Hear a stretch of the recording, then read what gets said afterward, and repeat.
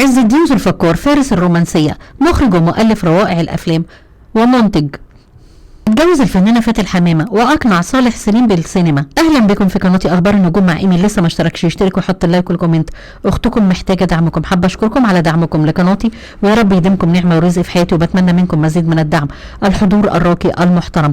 أطلقوا عليه فارس الرومانسية في السينما المصرية نظرا للأعمال التي تحمل الطابع الرومانسي، وهو أحد أفراد عائلة ذو الفقار الفنية. ولد عز الدين ذو الفقار في 28 أكتوبر 1919 بحي العباسية القاهرة، في أسرة امتهن جميع أفرادها الفن، فشقيقه الأكبر هو المخرج محمود ذو الفقار، وشقيقه الأصغر النجم صلاح ذو الفقار. بدأ عز الدين حياته بالعمل في القوات المسلحة المصرية بعد تخرجه في الحربية، واستمر في العمل بالجيش حتى حصل على رتبة يوزباشي نقيب بسلاح المدفعية. وحبه للفن دفعه أن يستقيل من عمله بالقوات المسلحة ليتفرغ للفن، وبدأ العمل مع المخرج محمد عبد الجواد كمساعد مخرج في فيلم الدنيا بخير وفيلم عادت إلى قواعدها، واستمر مساعد وقدم معاه أزهار وأشواق. ثم كانت النقلة النوعية في مشواره الفني مع الشاعر أحمد رامي الذي شاركه في كتابة الحوار لقصته التي تحولت لفيلم من إخراجه حمل اسم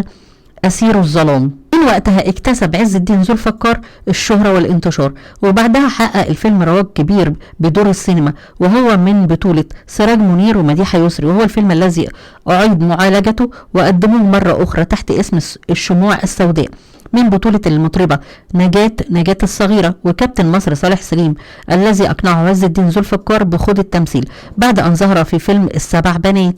لم يكتفي الفنان عز الدين ذو الفقار بالإخراج، بل أيضا دخل في مجال التأليف ومجال الإنتاج، ومثل في عدد من الأفلام الذي قدمها.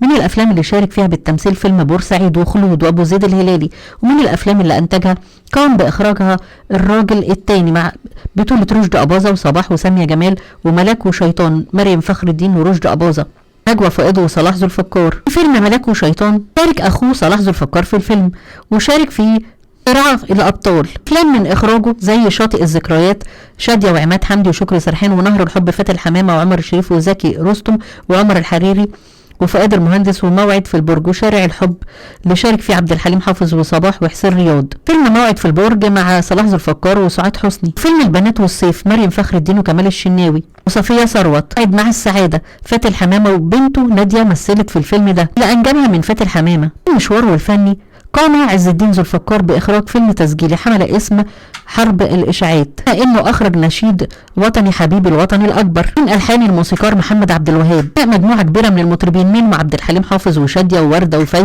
وفايدة كامل نجاة الصغيرة. اتجوز المخرج عز الدين ذو الفقار من فاتن حمامة وهي كان عندها 17 سنة، أنجب منها ابنتها نادية. شكل الزوجين ثنائي فني ناجح حتى بعد الانفصال، زال يقدمان أفلام مميزة مفحورة في ذاكرة السينما المصرية. تزوج بعدها بعد ما انفصلت منه فاتن حمامة بعد فيلم صراع في الوادي. جوز الفنانة كوثر شفيق بتاعت الفراخ في فيلم وسادة الخالية اللي كانت بتعشق عبد الحليم حافظ. بتاعت الليل من الفنانة كوثر شفيق بنته التانية دينا. حصل الفنان عز الدين ذو الفقار على الكثير من الجوائز، كان أبرزها جائزة الدولة في فيلم أنا الماضي، وجائزة المركز الكاثوليكي المصري للسينما عن فيلم وفاء وموعد مع الحياة، وجائزة الصحافة اللبنانية عن الفيلم موعد مع الحياة، وجائزة الدولة عن قصة أحسن فيلم بورسعيد، وجائزة الإنتاج والإخراج والسيناريو لفيلم صراع الأبطال. كما تم تكريمه في مهرجان القاهرة السينمائي بعد رحيله بعد أن قدم آخر أعماله فيلم الشموع السوداء. ودع الفنان المخرج عز الدين ذو الفقار عالمنا عن عمر 44 عام 1 يوليو 1963 بعد صراع مع المرض الذي لا يعرف أحد قيسه في الوقت مرضه. ربنا يرحمه ويتغمده بكامل الرحمة والمغفرة. لو عجبكم الفيديو لايك واشتراك في القناة.